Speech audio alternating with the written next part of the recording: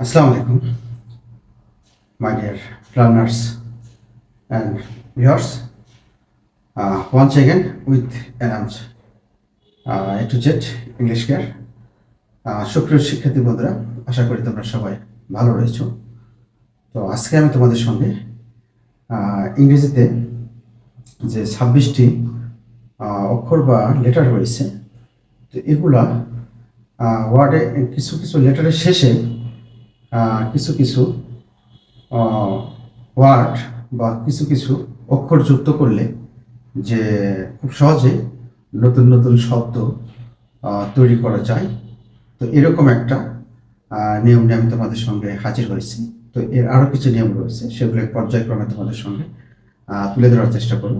তো দেখো, ইংরেজির যে 26টি অক্ষর রয়েছে, এদের শেষে আমাদের কানের যে ইংরেজি ইয়ার, এই ইয়ারটা যুক্ত করলে দেখো কতগুলো শব্দ তৈরি হয়।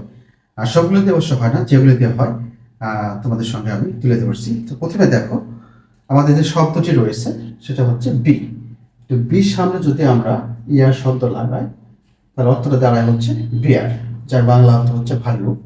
দেন ডি, এর সঙ্গে ইয়ার যুক্ত করলে হয় ডিয়ার, তোমরা জানো, যার বাংলা অর্থটা হচ্ছে হরিণ।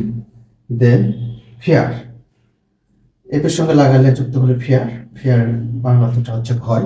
দেন যে সঙ্গে লাগালে হয় গিয়ার, যার যার বাংলাটা হচ্ছে যন্ত্রপাতি।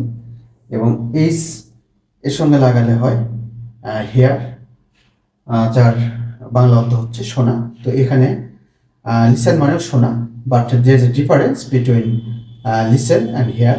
ইউ নো, লিসেন হচ্ছে অ্যাটেন্টিভলি, আর ইনঅ্যাটেন্টিভলি আমরা শুনি কিন্তু মনোযোগ দিয়ে নয়, যেমন সঙ্গীত, গান এই জাতীয়।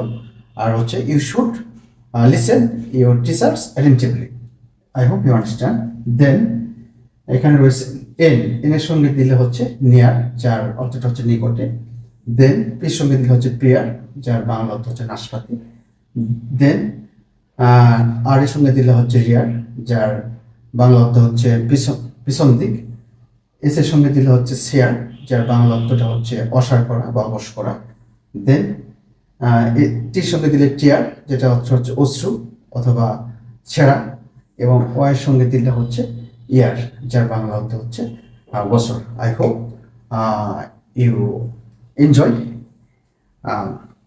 today's lesson, and I will come before with you another new class, any topic. And still then, stay safe and sound.